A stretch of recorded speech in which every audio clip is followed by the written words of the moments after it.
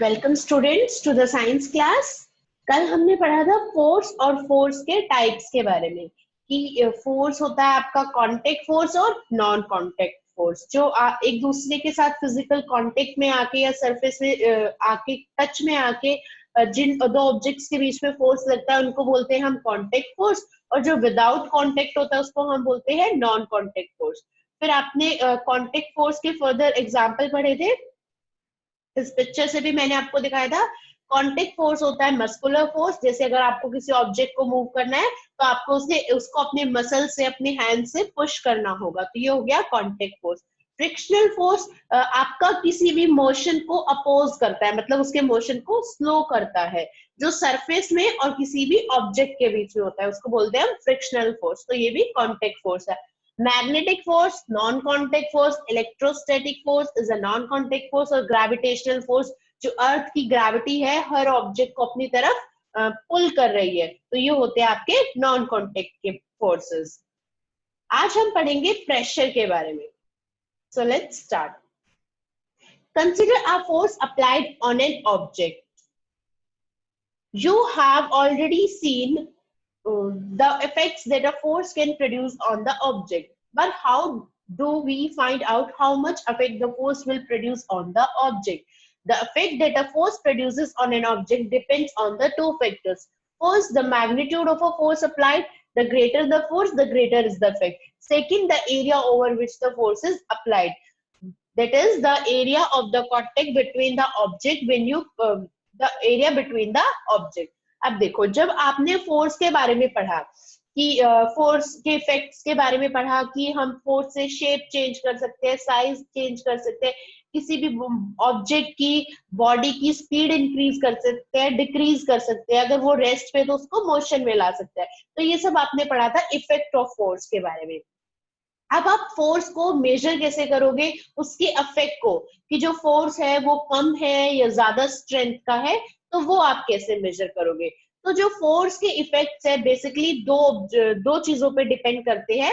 First है आपकी magnitude, कि फोर्स की मैग्नीट्यूड कितनी है, हाई फोर्स लग रहा है, फोर्स की स्ट्रेंथ ज्यादा है या फोर्स की स्ट्रेंथ लो है, ग्रेटर फोर्स है या ग्रेटर, अगर ग्रेटर फोर्स होगा, अगर आप किसी ऑब्जेक्ट को ज्यादा स्ट्रेंथ से पुश करोगे तो आप उसको इजीली पुश कर पाओगे, तो उसका इफेक्ट भी क्या होगा, ज्यादा होगा।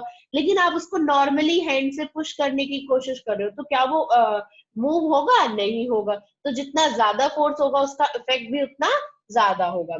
सेकेंड है the area over which the force is applied, जिस एरिया पे आपका ऑब्जेक्ट, जिस ऑब्जेक्ट के एरिया पे, जितने एरिया पे फोर्स अप्लाइड हो रहा है उस पर डिपेंड करता है। अब हम इसके बारे में पढ़ते हैं कि एरिया पे कैसे डिपेंड करता है। When you cut an apple with a knife, the area of contact is the area of cutting edge of the knife. If the knife has a sharp edge, the area of a contact is small. But if the knife has a blunt edge, the area of the contact becomes large. In which case is it easier to cut the apple?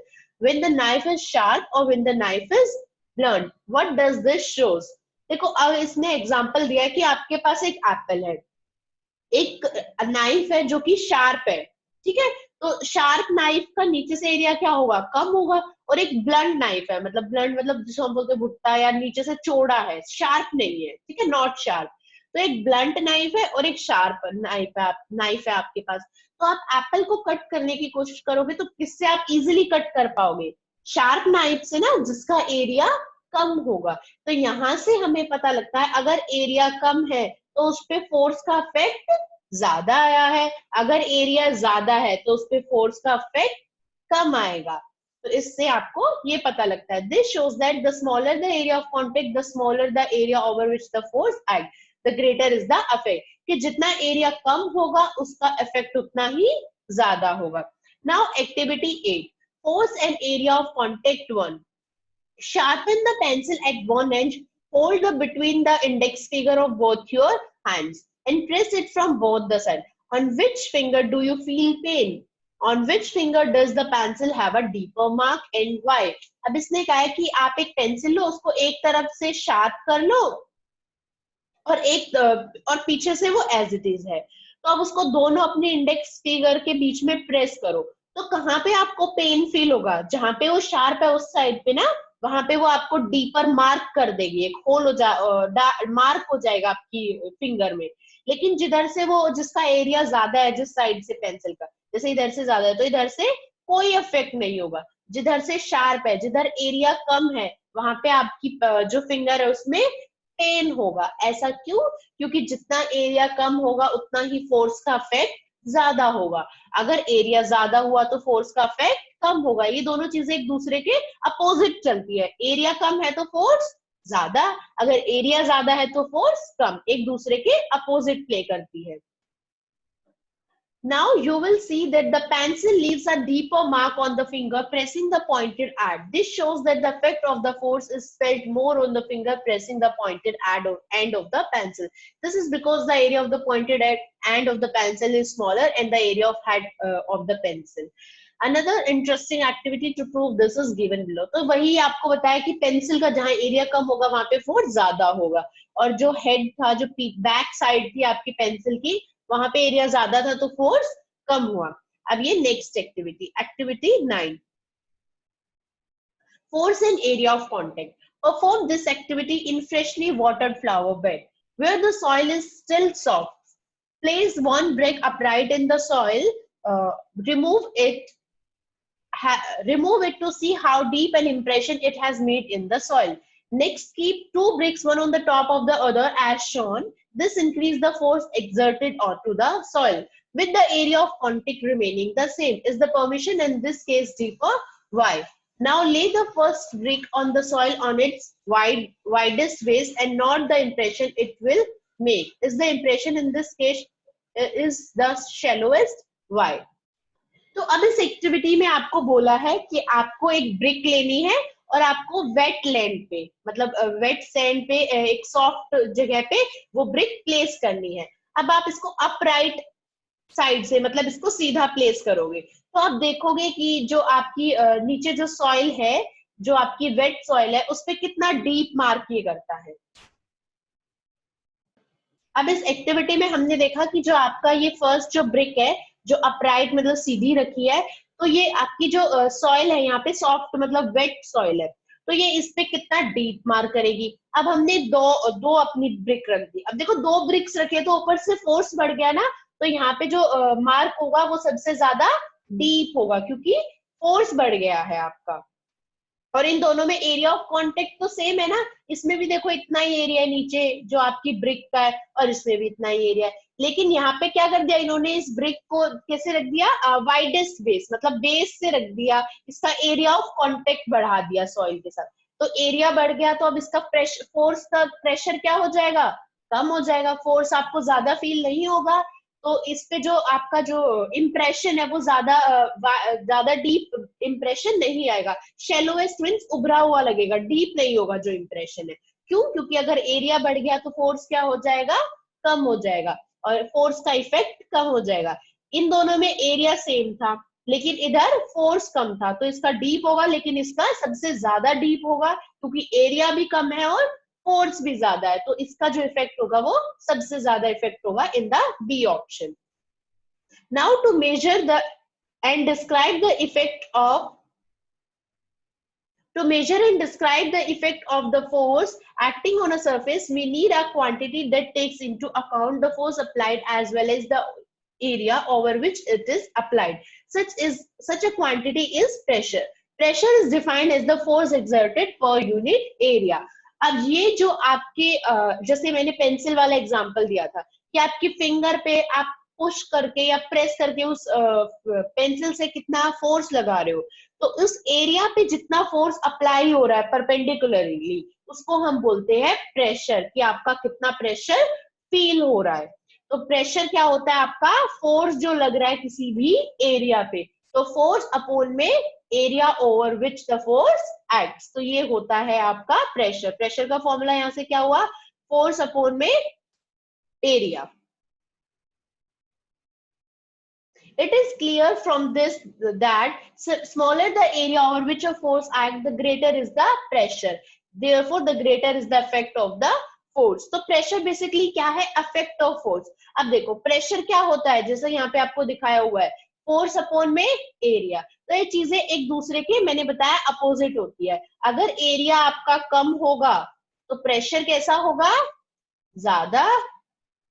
अगर आपका area ज्यादा है तो pressure कैसा हो जाएगा, decrease हो जाएगा। प्रेशर कैसा हो जाएगा, कम हो जाएगा। ये दोनों चीजें एक दूसरे के रेसिप्रोकल होती है। लेकिन अगर मैं फोर्स बढ़ाऊं तो प्रेशर भी कैसा जाएगा, बढ़ता जाएगा। और ये दोनों चीजें एक दूसरे के इक्वल चलती है, पैरेलल चलती है। अगर मैं पेंसिल को हल्के फोर्स से कर रही हूँ तो प्रेशर भी कम, लेकिन मैं पेंसिल को ज्यादा फोर्स से, ज्यादा स्ट्रेंथ से प्रेस करूंगी तो प्रेशर भी ज्यादा होगा। तो ये जो प्रेशर और फोर्स आमने सामने लिखे होते हैं, ये होता है डायरेक्टली प्रोपोर्शनल। मतलब प्रेशर बढ़ेगा तो फोर्स बढ़ेगा, प्रेशर कम हुआ तो फोर्स में कम होगा। लेकिन ये जो चीजें ऐसे होती है ना, प्रेशर ऊपर लिखा है और फोर्स अपॉन में एरिया, तो प्रेशर और फोर्स एक दूसरे के क्या होते हैं, अपोजिट होते हैं, मतलब इनवर्सली प्रोपोर्शनल होते हैं। प्रेशर बढ़ा तो एरिया कम, और एरिया बढ़ गया तो प्रेशर कम, ये एक दूसरे के अपोजिट होंगे। Note, the force used in defining pressure is the force acting perpendicular to the area. तो प्रेशर क्या होता है, जो फोर्स किसी भी एरिया पे परपेंडिकुलरली लग रहा है। यूनिट ऑफ प्रेशर, आपको मैंने बताया था कि फोर्स की जो यूनिट होती है वो क्या होती है, न्यूटन, जिसको हम एन से डिनोट करते हैं। और देखो अपॉन में एरिया है, एरिया को हम किस में लेते हैं, यहाँ पे मीटर्स में, मीटर स्क्वायर में। एरिया पता है ना आपको, 2 डायमेंशनल है, एरिया हमेशा स्क्वायर में मेजर होता है। तो ये क्या हो गया, न्यूटन पर मीटर स्क्वायर, इसकी प्रेशर की यूनिट हो गई। और इसको हम क्या बोलते हैं, और पास्कल, और इसको हम क्या बोलते हैं, पास्कल, ये लिखा हुआ है पास्कल। तो न्यूटन पर स्क्वायर मीटर, न्यूटन पर स्क्वायर मीटर, ये क्या हो गया, आपकी प्रेशर की यूनिट हो गई, क्योंकि फोर्स होता है न्यूटन, एरिया होता है मीटर स्क्वायर। और इसको हम क्या और भी क्या बोलते हैं, पास्कल, जिसको हम पीए से लिखते हैं। तो ये आपकी यूनिट होती है प्रेशर की। नाउ अब आपको एक नीचे एग्जांपल दिया हुआ है, एक न्यूमेरिकल दिया हुआ है, वो हम अब सॉल्व करते हैं इसी फॉर्मूला से। इसमें यही फॉर्मूला यूज होगा कि pressure is equals to force upon में एरिया। तो एग्जांपल है आपका, calculate the pressure exerted by a brick which applies a force of 2.5 newton when first it is placed upright of the soil, b when it is placed as the widest base, the dimension of the bricks। देखो आपको force given है कि हमने कोई brick रखी, जैसा आपने इस एक्टिविटी में देखा था कि हमने एक ब्रिक रखी, तो इस एरिया पे क्या होगा, प्रेशर फील होगा, क्योंकि फोर्स लग रहा है ऊपर से किसी भी एरिया पे, तो ये प्रेशर फील होगा। तो एक बार तो इन्होंने ये ब्रिक जो है वो अपराइट रखी है, मतलब सीधी रखी है, और एक बार बेस साइड से रखी है, मतलब ऐसे लंबी रख दी कि एरिया यहाँ पे इंक्रीज हो गया। तो दोनों केसेस में आपको अपना प्रेशर कैलकुलेट करना है, और इसकी डायमेंशन दी है 25 इंटू 10 इंटू 5। तो 25 क्या होगी इसकी लेंथ, और 10 क्या होगी ब्रेथ, और ये 10 क्या होगी इसकी हाइट। ठीक है ना, आपको पता है ना 3 डायमेंशनल है, इसमें 3 चीजें होती है, जैसे क्यूबॉइड में होती है लेंथ, ब्रेथ और हाइट। तो ये आपको डायमेंशंस गिवन है। अब हम प्रेशर के एरिया से इसको सॉल्व करते हैं। तो ये आपने पढ़ा, प्रेशर क्या होता है आपका, फोर्स अपॉन में एरिया। तो पहले हम केस मानते हैं कि जो आपकी ब्रिक है वो सीधी खड़ी है, तो इसमें आपका ये जो एरिया है वो स्मॉलर एरिया कांटेक्ट में है, तो ये आपकी ब्रेथ और ये आपकी हाइट इसके कांटेक्ट में आएगी। लेंथ तो नहीं आएगी ना, क्योंकि अब तो वो सीधी खड़ी है, तो वो सॉइल के साथ कांटेक्ट में नहीं है। तो सबसे पहले देखो, अब ये बेस किसकी फॉर्म में बन रहा है, 10 और 5, लेंथ और ब्रेथ अलग है, तो ये क्या फॉर्म बना रहा है, रेक्टेंगल की। तो इसका रेक्टेंगल का एरिया हम कैसे निकालते हैं, लेंथ इंटू में ब्रेथ। अब आपको पता है प्रेशर में एरिया हमने अभी ऊपर पढ़ा मीटर स्क्वायर में लेते हैं, लेकिन ये आपको 10 सेंटीमीटर और 5 सेंटीमीटर दे रखा है, तो हम इसका पहले एरिया निकालेंगे, length into breadth. Okay, area of rectangle, length आपको कितनी गिवन है 10 सेंटीमीटर, इंटू ब्रेथ कितनी गिवन है 5 सेंटीमीटर। तो पहले हम इसको मीटर में कन्वर्ट करेंगे। तो आपको पता है मीटर में कन्वर्ट करने के लिए सेंटीमीटर को हम 100 से डिवाइड करते हैं, तो 10 को मैं 100 से डिवाइड कर दूं, ये मीटर में आ जाएगा, मल्टीप्लाई। सिमिलरली 5 को भी मैं 100 से डिवाइड कर दूंगी, तो ये भी किसके आ जाएगा, मीटर में। हमेशा सेंटीमीटर से मीटर में लाने के लिए हम 100 से डिवाइड करते हैं। अब ये 0 से 0 कैंसिल, अब ये ऊपर आपका कितना बचा 5, और नीचे ये आपका कितना आ गया, एक जीरो यहाँ है, दो जीरो यहाँ, 100 इंटू 10 अपॉन में 1000 बचा, नीचे कितना बचा, 1000। तो ये 1000 की क्या लग जाएगी, 3 डिजिट्स के बाद डेसिमल लग जाएगा। तो 1 2 3, यहाँ पे क्या आ गया, ये डेसिमल आ गया, तो ये हमारा एरिया आ गया। तो पहले सबसे पहली बात तो हम एरिया निकालेंगे। अगर आपको डायरेक्ट मीटर स्क्वायर में गिवन होता तो सीधा लेंथ इंटू ब्रेथ कर लेते, लेकिन यहाँ पे आपको सेंटीमीटर में गिवन था तो पहले मीटर में कन्वर्ट किया, फिर हमने एरिया निकाला। अब प्रेशर का फॉर्मूला क्या था, फोर्स अपॉन में एरिया। फोर्स यहाँ पे लिखा हुआ था, फोर्स कितना था, 2.5 न्यूटन, तो 2.5 अपॉन में एरिया आपने कैलकुलेट कर लिया। अब देखो ये डेसिमल हट के ऊपर कितनी चली जाएगी, 1000 चला जाएगा, 3 के बाद डेसिमल है तो 1 1 0 0 और 0, और ये 1 के बाद डेसिमल है तो यहां से हटके नीचे 10 आ जाएगा, 10 आ गया आपका। ओके, अब ये 0 से 0 कैंसिल, 5 1 जा 5, 5 5 जा 25, तो ये आपका कितना बच गया, 5 इंटू 100 500, और प्रेशर की यूनिट क्या होती है, पास्कल, पीए से लिखते हैं। तो ये ऐसे आपने एरिया निकाल ली, अपना प्रेशर कैलकुलेट कर लिया। तो प्रेशर हम कैसे कैलकुलेट करते हैं, फोर्स अपॉन में एरिया। फोर्स आपको गिवन है, एरिया आपने निकाल लिया, ये देख लिया अगर ये सीधी खड़ी होगी तो कौन सा 10 और 5 वाली डायमेंशन एरिया आपकी सॉइल के कांटेक्ट में आएगी, और वो रेक्टेंगुलर शेप बना रही है, तो आपने एरिया निकाल लिया, फोर्स अपॉन में एरिया करके इसको सॉल्व कर लिया, तो आपका प्रेशर कितना आ गया, 500 पास्कल। नाउ अगर हम इस जो ब्रिक है इसको वाइडेस्ट बेस के से रखते हैं, मतलब इसको ऐसे लंबे तरीके से रखते हैं ताकि एरिया, जो एरिया का कांटेक्ट है वो इंक्रीज हो जाए। तो इसमें हम क्या करेंगे, अब देखो आपका एरिया कांटेक्ट में ऐसे, एक तो लेंथ था ये 25 सेंटीमीटर और एक ब्रेथ था, अब ये हाइट तो नहीं है ना, तो 25 और 10, अब ये भी किसकी शेप बनेगी, नीचे से देखो रेक्टेंगल की शेप, तो पहले हम इसका भी एरिया निकाल लेंगे, लेंथ इंटू ब्रेथ। लेंथ कितनी है 25 सेंटीमीटर और ब्रेथ कितनी है 10 सेंटीमीटर, इनको मीटर में कन्वर्ट कर लिया डिवाइडेड बाय 100, और ये कन्वर्ट करके आ गया 0.025, जैसे एक जीरो से एक जीरो कैंसिल हो जाएगी, नीचे बचा 1000, 100 इंटू 10, तो 3 के बाद डेसिमल लग गया। फिर प्रेशर का फॉर्मूला क्या होता है, फोर्स अपॉन में एरिया। तो फोर्स आपको गिवन है 2.5 न्यूटन क्वेश्चन में, एरिया आपने कैलकुलेट कर लिया अगर वाइडेस्ट बेस से, तो ये ध्यान रखना कि अपराइट सीधी खड़ी है या वाइडेस्ट बेस से। तो इसको सॉल्व कर लेंगे, ये 0 हट के नीचे क्या आ जाएगा, मल्टीप्लाई में 10, और ये 0 हटके कितने के बाद, सॉरी ये डेसिमल हटके, ये डेसिमल कितने डिजिट्स के बाद है, 1 2 3 डिजिट्स के बाद है, तो ऊपर क्या आ जाएगा आपका 1000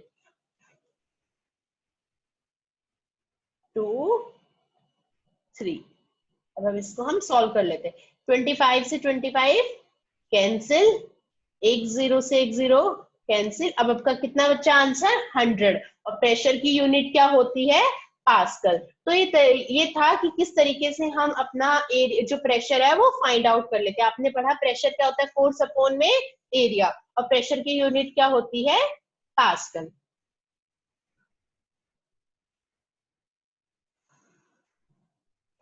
तो ये था आपका इसके प्रेशर के ऊपर numerical. Now application of force and pressure in daily life. अब हमारा जो फोर्स और प्रेशर है वो डेली लाइफ में कहाँ यूज होता है। Have you ever tried to run on sand, it is difficult because your feet sink into the sand. अगर आप कभी भी कोशिश करोगे सैंड में चलने के लिए, तो वो क्या होगा, आप इजीली मूव नहीं कर पाते, सैंड में चल नहीं पाते, किस वजह से, क्योंकि जो आपके पैर है वो डीप इनसाइड जो सैंड में है वो स्ट्रक हो जाते हैं, सिंक हो जाते हैं, फंस जाते हैं। A camel is able to move fast on sand because it has a flat, broad feet. This increases the area of contact with the sand. Hence, the pressure exerted by the camel on the sand is reduced, and the camel's feet sink much less in the sand. अब देखो, जब area आपके feet का area कम है as compare to area of camel के feet का जो ज्यादा है, तो आपके फीट का एरिया कम है, इस वजह से आपका जो आपका एरिया कम है तो आपका फोर्स कैसा होगा, ज्यादा होगा, फोर्स का इफेक्ट मतलब प्रेशर कैसा होगा, ज्यादा होगा। मैंने अभी बताया कि जो प्रेशर है और एरिया है वो एक दूसरे के अपोजिट होते हैं। एरिया कम है तो प्रेशर ज्यादा होगा, तो जो आपका पैर है वो बार बार उस सैंड में सिंक करेगा। लेकिन जो कैमल होता है उसको हम एनिमल ऑफ द डेजर्ट भी कहते हैं। क्यों? क्योंकि वो रेगिस्तान में इजिली चल पाता है, क्योंकि उसके जो आपने फीट देखे होंगे, जो उसके पैर है वो काफी ब्रॉड होते हैं, तो उनका एरिया ज्यादा है तो प्रेशर कम, तो वो बार बार जो मिट्टी में है वो नीचे नहीं जाता, इसलिए जो कैमल है वो इजीली आपका सैंड में या डेजर्ट्स में चल पाता है। Now truck mean to carry heavy loads have 8 rather than 4 tires to increase the area of contact with the road. This reduces the pressure on the tires. अब आपने देखा होगा जो हैवी ट्रक्स होते हैं, जो नॉर्मल कार्स या होती है उनपे 4 टायर्स होते हैं, लेकिन जो हैवी व्हीकल्स होते हैं उनपे 4 के बजाय 8 टायर्स यूज करते हैं। ऐसा किस लिए? क्योंकि ऊपर से फोर्स बढ़ रहा है, अगर हम एरिया बढ़ा देंगे तो प्रेशर क्या हो जाएगा, आपकी जो रोड है उसपे प्रेशर कम आएगा। लेकिन अगर हम भी 4 व्हील्स यूज करते, 4 टायर्स यूज करते, तो एरिया कम होता और प्रेशर रोड पे ज्यादा आता। इसलिए हम प्रेशर को रिड्यूस करने के लिए area of the contact increase कर देते हैं। Heavy tanks have broad chains called caterpillar tracks, which considerably increase the area of contact. The pressure on the tracks is therefore much less than if it had wheels. This prevents it from sinking in terrain such as marshy land, whereas wheel vehicles of the same weight would sink. अब देखो इसने बोला है जो heavy tanks होते हैं आपके, उनके नीचे ना हम कैटरपिलर ट्रैक्स लगा देते हैं, मतलब ब्रॉड चेन्स लगा देते हैं। ऐसा इसलिए जो मिलिट्री में टैंक्स यूज होते हैं, ऐसा इसलिए क्योंकि वो इतने हैवी होते हैं, अगर हम उसका जो ट्रैक्स लगा के, जो चेन लगा के उनका एरिया ऑफ द कॉन्टेक्ट बढ़ा देते हैं, तो एरिया बढ़ जाएगा, तो आपका बेसिकली प्रेशर क्या हो जाएगा, रिड्यूस हो जाएगा। ये जो चेन्स है ना, ये आपने देखा होगा मिलिट्री में ये हैवी टैंक्स यूज होते हैं, इनको बोलते हैं हम कैटरपिलर, इन्हीं को हम बोलते हैं ये हैवी टैंक्स जो आपके मिलिट्री में यूज होता है, कैटरपिलर ट्रैक्स, जो कि आपके मिलिट्री में यूज होता है। अब देखो एरिया ऑफ कांटेक्ट बढ़ गया, एरिया बढ़ गया तो आपका जो नीचे लैंड पे क्या होगा, रोड्स पे क्या होगा, प्रेशर, या इनको जहां भी मार्शी लैंड मतलब वेट लैंड में भी अगर इनको चलना होगा तो वहां पे क्या हो जाएगा, प्रेशर कम हो जाएगा और ये इजिली चल पाएंगे, मूव कर पाएंगे। Cutting and piercing tools such as knife, needle, saws आपका होता है जो हम किसी भी चीज को कट करने के लिए जो शार्प ब्लेड होते हैं ना, जैसे आरी जिसे हम बोलते हैं, उसको बोलते हैं। हैव शार्प ब्लेड्स और points to reduce the area of contact so that they exert greater pressure with a comparatively small force. अब जो आपके जैसे कि नाइफ है, जो कटिंग टूल्स है, उनका हम क्या करते हैं, उनको शार्प किस लिए रखते हैं, ताकि उनका एरिया कम हो। एरिया कम होगा तो फोर्स का इफेक्ट मतलब प्रेशर उनपे ज्यादा आएगा, तो इजी टू कट हो जाएगा। तो ये एप्लीकेशंस आपकी डेली लाइफ में यूज होती है। It is easier to hammer a sharp nail into a wood than a blunt one. Can you say why? अगर आप एक नेल, कील जिसको हम बोलते हैं, अगर शार्प है या ब्लंट है, जो आगे से शार्प होगी उसको आप हैमर की हेल्प से, हथौड़े की हेल्प से इजिली वॉल में फिक्स कर पाओगे। क्यों? क्योंकि एरिया कम है तो प्रेशर ज्यादा होगा। अगर ब्लंट होती तो उसका एरिया ज्यादा होता तो प्रेशर कम हो जाता। तो ये एप्लीकेशन है जो आपकी एरिया और प्रेशर पे डिपेंड करती है कि हम एरिया को कम करके अपना प्रेशर इंक्रीज कर लेते हैं या एरिया को ज्यादा करके हम अपना प्रेशर कम कर लेते हैं। Now pressure exerted bye liquids. अब लिक्विड से जो प्रेशर एक्सर्ट होता है उसके लिए हमने कुछ एक्टिविटीज परफॉर्म की है। एक्टिविटी जो 10 है, take a wide glass tube, open it both ends, tie a rubber balloon to its lower end, pour water into a tube. You will notice that the balloon bulges downward. This shows that the liquid exerts pressure on the base of the container in which they are kept. Now take a vessel with a tap-like opening at its side, tie a balloon to the opening and fill the vessel with water. You will notice that the balloon bulges outward. This shows that liquid exerts. अब देखो इन्होंने इस activity में क्या किया है, इसमें हमने लिक्विड्स का प्रेशर चेक किया है। अब तक आपने ये जो टैंक्स पढ़े जो भी थे ये सब सॉलिड्स थे, अब इसमें लिक्विड का प्रेशर हमने पढ़ा है। क्या लिक्विड भी, जो आपके लिक्विड सब्सटेंस होते हैं, क्या वो भी प्रेशर एक्सर्ट करते हैं?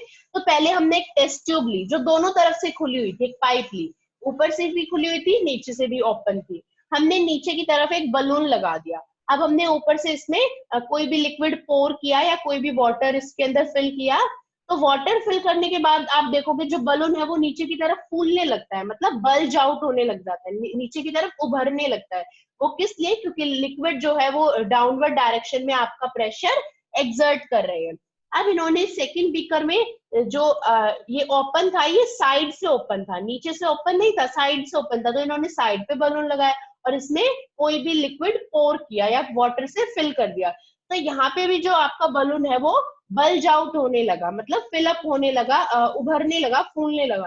तो इससे पता लगा जो लिक्विड है वो डाउनवर्ड डायरेक्शन में भी और साइड में भी दोनों तरफ अपना एग्जर्ट प्रेशर को एक्सर्ट करती है। लिक्विड्स का प्रेशर डाउनवर्ड भी लगेगा और साइड में भी लगेगा। तो इस एक्टिविटी से ये आपको पता लगता है।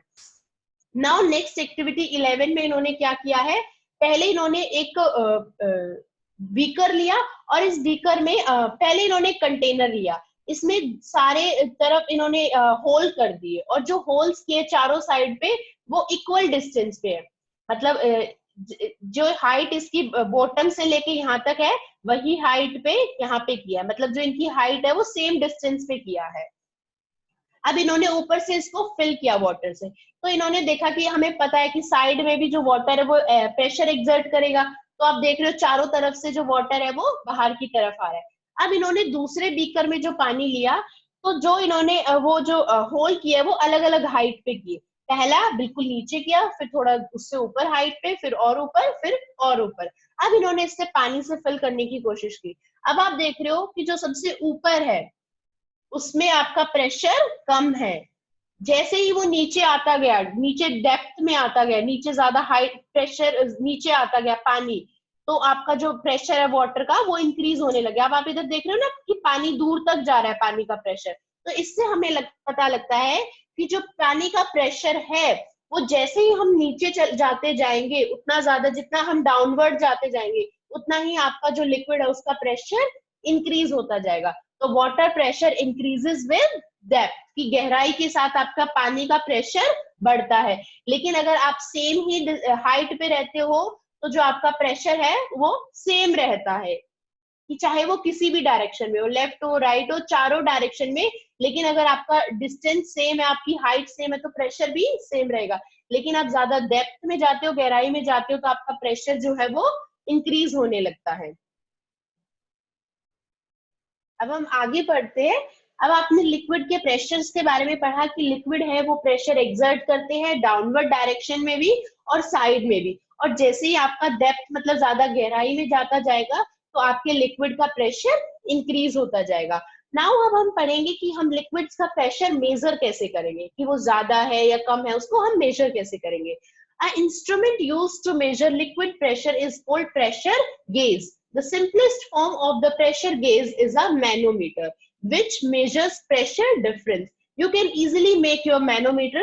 The difference in liquid level in the U-tube is a measure of the pressure applied by the water. देखो इन्होंने कहा कि जो हम लिक्विड का प्रेशर है वो एक इंस्ट्रूमेंट से मेजर करते हैं जिसका नाम है प्रेशर गेज, या उसको हम नॉर्मली मैनोमीटर बोलते हैं। तो लिक्विड्स का प्रेशर हम एक इंस्ट्रूमेंट से मेजर करते हैं जिसको हम बोलते हैं मैनोमीटर, जो डिफरेंस बताता है कि कहाँ पे डेप्थ में आपका प्रेशर ज्यादा है या ऊपर आपका प्रेशर कम है, तो वो आपको डिफरेंस बताएगा कि कहाँ पे प्रेशर ज्यादा है या कहाँ पे प्रेशर कम है। You can easily make your on manometer. अब आप इजिली अपना खुद का मैनोमीटर भी बना सकते हो, या आपको टेबल एक्टिविटी 12 में यही बताया हुआ है कि आप अपना खुद का मैनोमीटर कैसे बनाओगे। तो इस वीडियो से आपको पता लग जाएगा कि हम जो खुद का मैनोमीटर है वो कैसे बनाएंगे, तो आप इसे देखिएगा।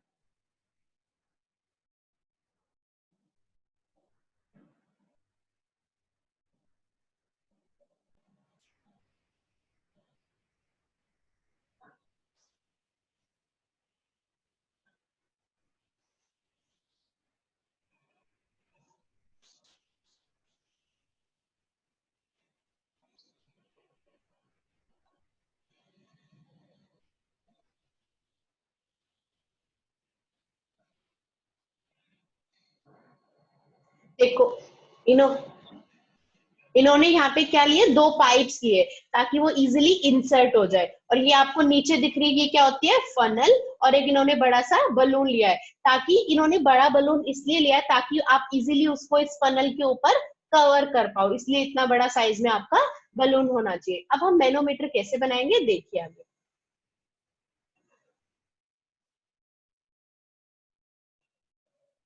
देखिए उन्होंने दोनों पाइप्स को कनेक्ट कर दिया है।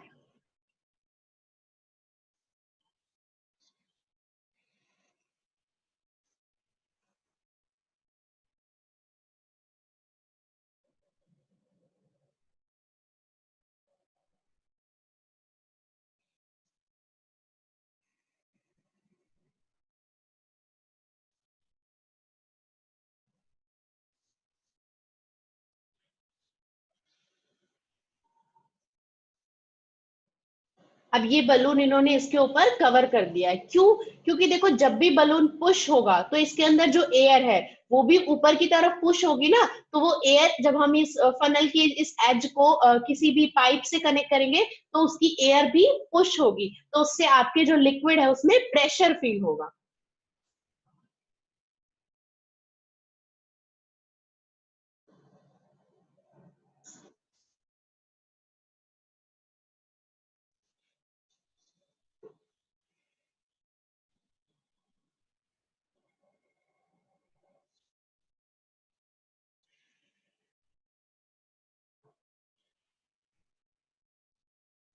अब इन्होंने एक यू टाइप का शेप बना के इस पाइप को पेस्ट कर दिया है ग्लूगन की हेल्प से। अगर ग्लूगन हट भी जाए तो इन्होंने वायर भी लगा दिया सेफ्टी के लिए। और इस वायर में इन्होंने जो छोटे वाला वायर, जो छोटे वाला पाइप था ना, जो बड़ी वाली पाइप है, दो पाइप ली, दो साइज की, ताकि जो आपकी छोटी वाली पाइप है वो बड़ी वाली पाइप में आप इजिली इंसर्ट कर पाओ। हम वो उसमें इंसर्ट कर देंगे।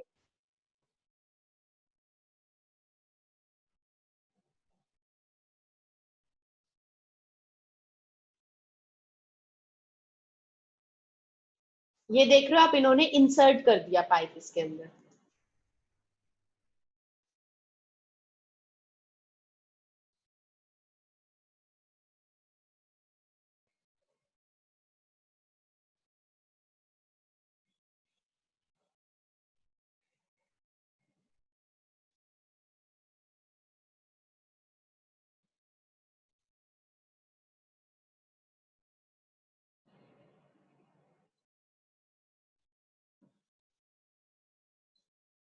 अब आप इस जो यू यू शेप की आपने पाइप चिपकाई है ना, इसमें आप किसी भी कलर का लिक्विड डाल लो, चाहे आप अपने वाटर कलर को मिक्स करके डाल लो। कलरफुल बस इसीलिए डाला है क्योंकि अगर आप इसमें वाटर डालते तो आपको इस ट्रांसपेरेंट पाइप में इजीली आप वाटर को, आपको पता नहीं लगता कि कब वाटर ऊपर गया कब नीचे गया। कलरफुल इसलिए डाला है ताकि आपको इजीली पता लग जाए कि कब वाटर ऊपर जा रहा है, वाटर का लेवल, और कब वाटर का लेवल नीचे आ रहा है। और हमने अब इस जो पाइप थी इसको इससे इंसर्ट कर देंगे, और जो पतली पाइप थी उसका एक एज हम फनल से अटैच कर देंगे।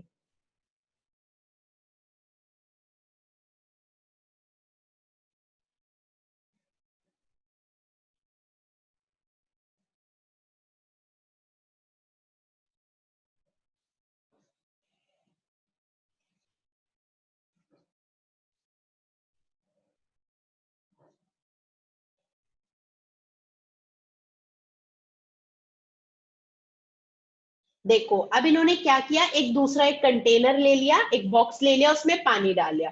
अब इस बलून को उसमें डिप करने लग गए तो बलून के सरफेस पे नीचे से क्या हुआ, प्रेशर आया ना।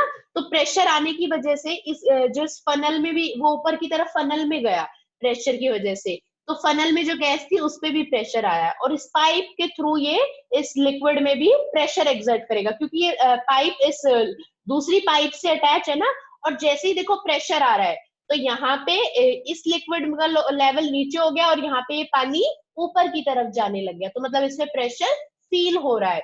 अब अदरवाइज अगर इसमें कोई भी प्रेशर नहीं होता ना, तो आपने देखा होगा कि पहले ये दोनों इक्वल थे वाटर लेवल, जितना इधर था उतना इधर था, लेकिन जैसे ही प्रेशर आने लग गया तो ये वाटर लेवल अप जाने लग गया।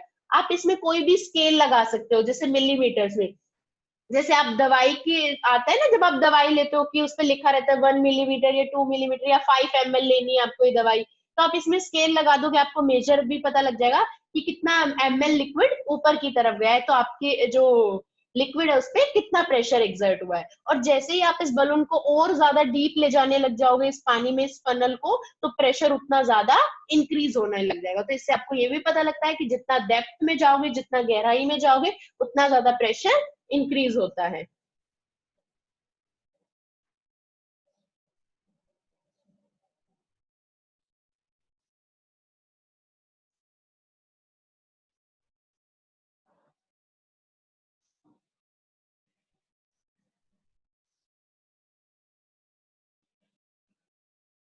देख देखो अभी नॉर्मल लेवल है, लेकिन जैसे ही ये प्रेस कर रहा है, जैसे ही गुब्बारे पे प्रेशर आ रहा है, तो एयर पे प्रेशर जा रहा है और इसमें जो वाटर का लेवल है वो अप डाउन हो जाता है, मतलब इंक्रीज हो जाता है।